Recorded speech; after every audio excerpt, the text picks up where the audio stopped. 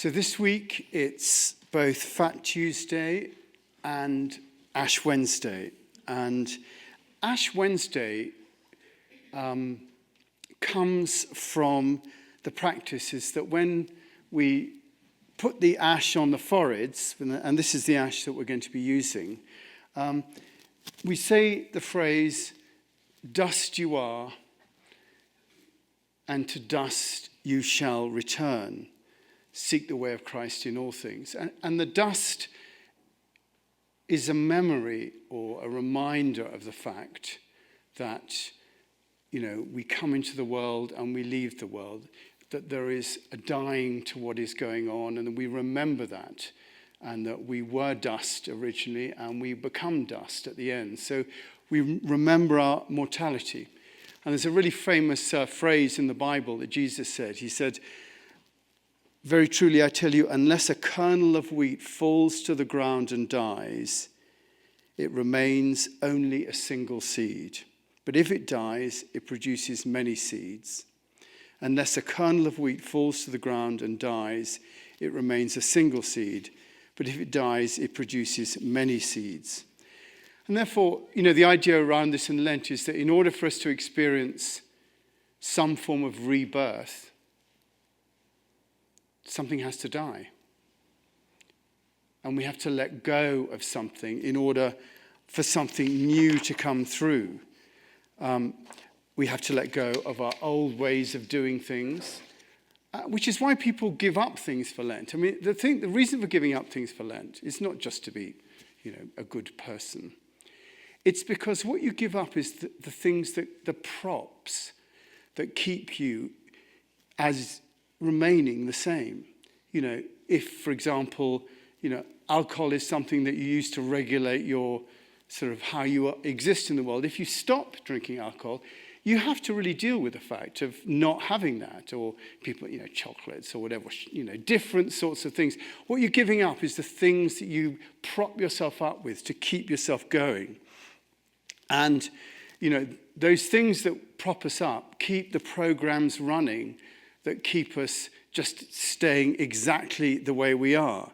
The way we relate to people, the way we relate to the world. And, the interesting thing is that if you are full up with your ideas and things, the fact of the matter is that you can't actually put any more in.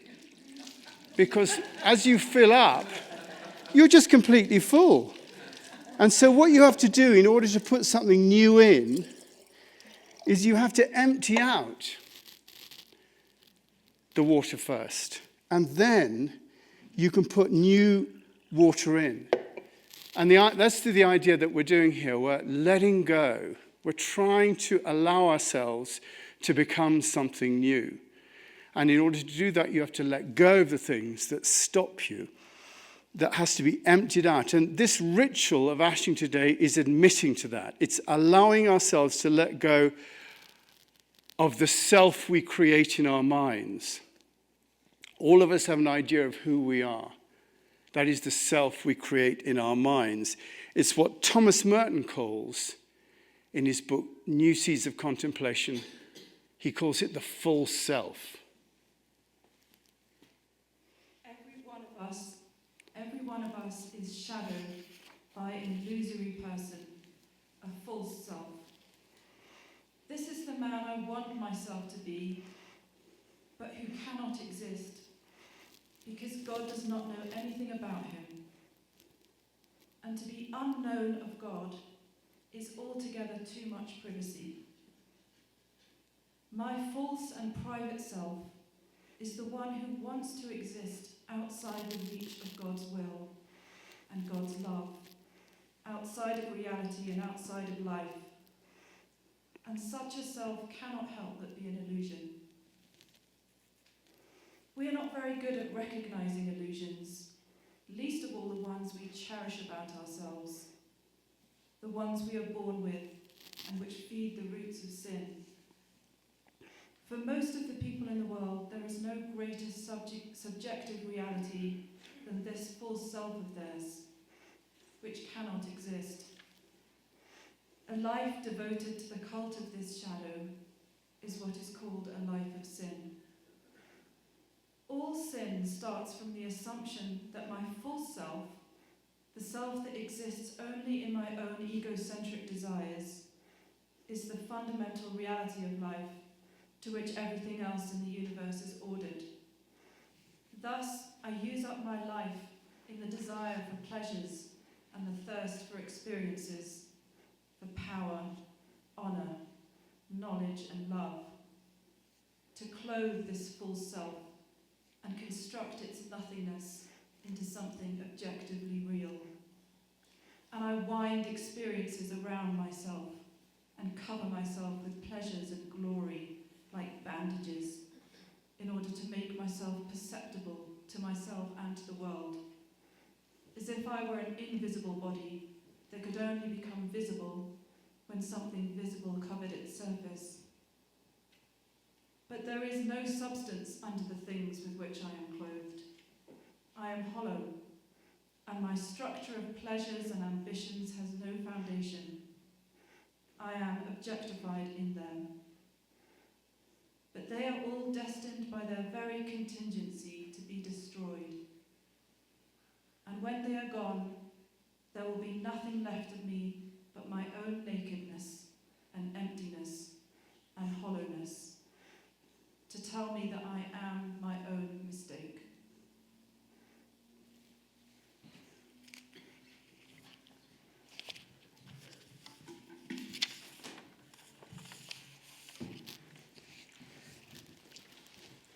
R.D. Laing said, true sanity entails, in one way or another, the dissolution of the normal ego, that full self, completely adjusted to our alienated social reality.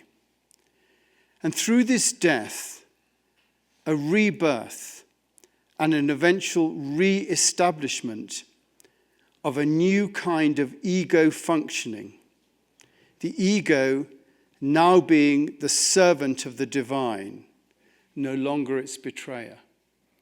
The ego no longer being the ego now being the servant of the divine, no longer the betrayer. And it's the old thing that Ram Dass was talking about the heart being served by the mind, rather than the mind dictating to the heart what it should do. So the mind serves the heart. The ego now becomes the servant of the divine and no longer its betrayer. And Matthew Fox says that the transformation of our will to God's will is a matter of abandoning oneself. And you can see where we're going with this, abandoning oneself, of letting oneself go. Hence, Christ said, this is Matthew Fox saying, blessed are the poor in spirit. That is the poor in will, the people that don't will things to happen. Consider yourself and where you find yourself. Abandon yourself. That is the best course. And that's what I'm suggesting over the next. And you think, well, how do I do that? It will come to you. If you decide that you want to do something, then little things will come to you as to what might be a good way of doing it in terms of over the next period of time. I've decided to give up drinking for Lent. And it's a good thing for me. I enjoy it. I sleep better, things like that. But actually, it's always difficult because, you think, you go around to someone's house and think, oh, no, please have a glass of wine. But actually, I am going to give up drinking for Lent. And it's a little thing that I can do.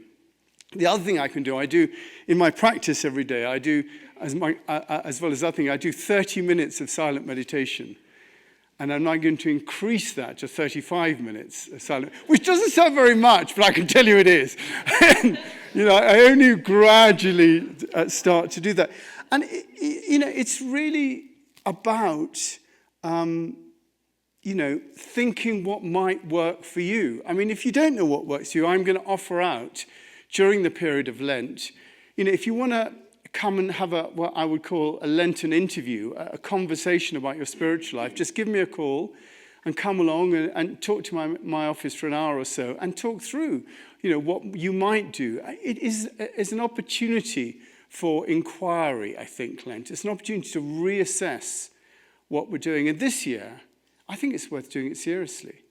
This year it's worth really considering whether or not one could change oneself. And in doing that, by emptying out all the stuff that we have that distracts us, we hold the world in our heart.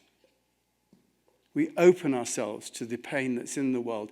And that little bit of us holding the pain in our hearts, the pain of Ukraine in our hearts, the pain of the Middle East in our heart, that little bit of room that we create by the little stuff that we decide to not do, or the things that we want to take up, enables us to do that. And when we drop our masks, our personalities, I've said this before, but the word personality comes from the Greek word persona. And the persona in ancient Greek was the mask that the actors wore on their faces to denote either comedy or tragedy. It was the mask. And the persona actually means that which is spoken through. The mask is that which is spoken through. So our personality is actually that which we use to communicate with the world. And it is possible to shape ourselves, to open ourselves so that it's not fixed. We can change who we are. And when we drop our masks, we become present. And by being present, we show up. Because it's the real presence that is happening behind the mask that facilitates our transformation. If you make that decision, you are going to change, then you will get the help that you need from the Spirit that is within you to show you what to do. We do come from the position here that there is a fundamental order in life. And if there is a fundamental order, or God, or the Tao, whatever you like to call it, then that can guide one. It is there to guide one. And that presence, which just allows the reality of consciousness to shine through, that presence will come through if we drop our masks. And that consciousness is the consciousness that makes the difference. That wonderful Buddhist saying, rely on nothing so that nothing can do its work. Rely on nothing. The Buddhist quote, "O seeker, rely on nothing until you want nothing." So you rely on nothing so that nothing can do its work. Why? We do that to bring ourselves to a point of awakening. Not just for ourselves, but more importantly, for those around us. It's the awakening of those around us that is important. Our awakening is not really of that much consequence. But what is important is that people around us become awakened. The one thing that will transform everything is if there is an awakening of some sort. If people become awake to the true reality of the nature of what they exist within. And awake to what? Well, I tell you, I'm on my hobby horse now, but I tell you what I think is that the root of all the problems that are existing in the world at the moment. You wonder what I'm going to say now, aren't you? What is at the root in all the problems that exist in the world at the moment is the experience of separation. It is the experience that people have, or the idea that they are separate. Individuals feel themselves as separate from other individuals. Communities, races, experience themselves as separate from other communities and races. And countries experience themselves as separate from other countries and races. And it's just not true. If you go to space and you look down from space at the Earth, you can't see any borders. There aren't any there. What you see is one organism, blue, green, white, beautiful, one organism that is growing together. And from a spiritual perspective, We come from a position that there is one fundamental consciousness. There is one fundamental consciousness. You can call it God, whatever it is. And we are all expressions of that same consciousness.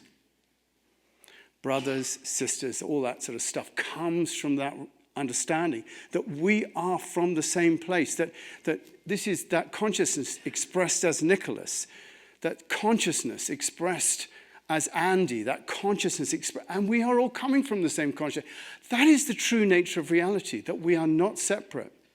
And if you can't get into the spiritual nature of unity of consciousness, is what we're talking about. If you can't get into that, then get into the reality that we all fundamentally are interconnected. Like the idea of the tree, where everything is interconnected with the tree, the birds, the earth, the water, the air, it's all interconnected. We are all fundamentally interconnected. So, the awakening that we're trying, that is needed in order for things to transform in the world is the awakening that we are not separate, that we are all in this together, that we need to solve each other's problems, that we need to work together, that the biggest question that you can ask, the one question that will solve the world's, here's the question that will solve the world's problems. The one question is, how can I help? That is the reality that we are. That is the reality that will make a difference in the world. Now, the truth is that most people don't experience that reality. They think they're separate. And they're wrong. They're not bad and wrong. It's just not the way the world works. Separateness is not it. And so we have to create some sort of awakening so that people experience that they're interconnected with all things. And that awakening can be in any form. It could be it could be a spiritual awakening. Everyone goes, wow, yeah, I can see unity of consciousness. That's one way. But it could be an understanding. That's what we're trying. That's what really is fundamentally what we're about. That's what all spirituality is about. That's what we're working about. It is the idea that we are fundamentally interconnected. And so that's, in a sense, what we're working about. That the idea, the one thing that will transform everything is the general awakening to the fact that there exists no separation. Talk about separation is the foundation of an adversarial approach to life. That is why you have wars. That is why you have people defending mine and this is for me. And to have that awakening is not impossible. You've seen that awakening happening over the centuries. In the old days, you just killed people you didn't agree with, And then gradually civilization, where we said, let's be together on this. Let's have schools. Let's have hospitals. We work together to make and gradually and now we got global consciousness. And gradually, it's slow, but it is coming. And, to actually commit to being a part of that awakening is what we're trying to do here. That wonderful quote from Barack Obama, he says, "We are reminded that in the fleeting time that we have on this earth, what matters is not wealth or status or power or fame, but rather how well we have loved and what small part we played in making the lives of other people better." That is what it's about. And so we undertake a ritual of letting go. Letting go of our ideas about ourselves, of the outcomes that we want to have, our wants in our lives and our fears, our hopes and our dreams. And it's difficult to just say, right, I'm going to change this now. And it's like getting married. You can't just say, right, I'm married now. You have a ritual of getting married.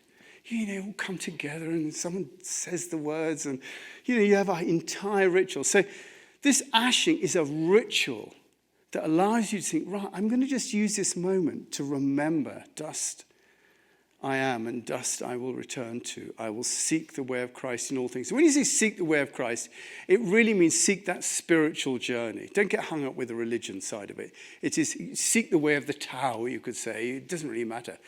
It's seeking that best in all things.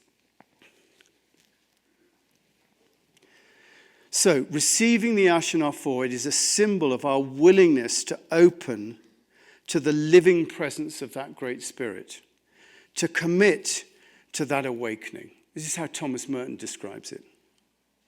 God utters me like a word. God utters me like a word containing a partial thought of himself. A word will never be able to comprehend the voice that utters it. But if I am true to the concept that God utters in me, if I am true to the thought of him that I was meant to embody, I shall be full of his actuality and find him everywhere in myself and find myself nowhere. I shall be lost in him. That is, I shall find myself. I shall be saved. And that is what I'm suggesting that the next 40 days are about. Getting to that point of being uttered by God, rather than being uttered by the wonderful ideas that our mind has as to what we should do, to be uttered by our hearts. Like in the Collect for Purity, which we've used before. O love divine, to whom all hearts are open, all desires known, and from whom no secrets are hidden. Cleanse the thoughts of our hearts by the inspiration of your Holy Spirit, that I may perfectly love you and worthily magnify your holy name. Cleanse the thoughts of my hearts by the inspiration of the Holy Spirit, that I may perfectly love you and worthily magnify your holy name, which is the same as being uttered by God. Worthily magnify your holy name through Christ. Committing to become our best selves, whatever that might be, so that the Spirit can flow through us. And so, we come before the living God. We come before you, living God, dead to ourselves, but alive to that Spirit. We open to your living presence and allow ourselves to be dead to all we thought we were. And the invitation will now be to come forward, to take the ashes of death. From dust we came, and to dust we return. We open to the presence of death, the death we experience in the moment, the mini deaths that happen as we let go, and the death that will come to us all. Steer us with the guiding power of your love, that we may reach towards that light which brings us new life in you. And so I'm going to invite you now to come forward. Now, it doesn't have to be all at once. You gradually come along and join a queue if you want to, and receive, and Heather's going to help me with this, so I'm going to give Heather a little bowl of ash, and we're going to come up here, and I'm going to invite you to come forward, receive the symbol of the death of your former self on your forehead, and lean forward into a life guided by that divine Spirit, that universal mind, known in the traditional way as the way of Christ. So if you'd like to come forward, we'll say, remember that you are dust, and to dust you shall return. Seek the way of Christ in all things.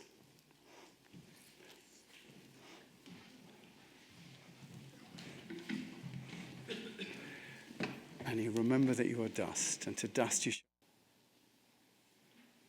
I'm just wondering whether or not we have time for a conversation, or whether we should just go into it. Is anybody burning? I'll just give a couple of minutes in case anyone is burning to say something. I always say that there's an opportunity to say something in our services. We give out, this, all the information that Heather and I will ever give out is given out with a willingness to be wrong. So if anyone would like to share anything or disagree or ask a question or share an experience, I'm just going to give 5 minutes for anybody to do that, if anyone wants to do that.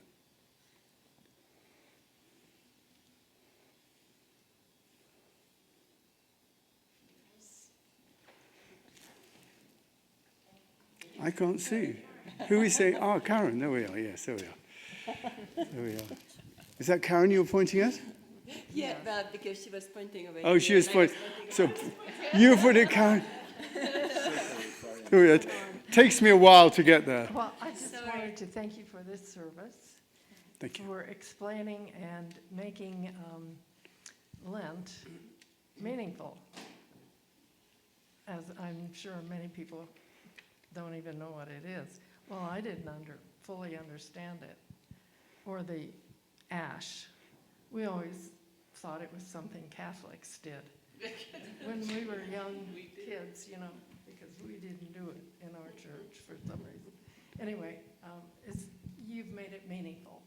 Thank you, Karen. I really appreciate that. Thank you. I'm sure there's more of that we can use. That's great. Thank you. Thank you. Good.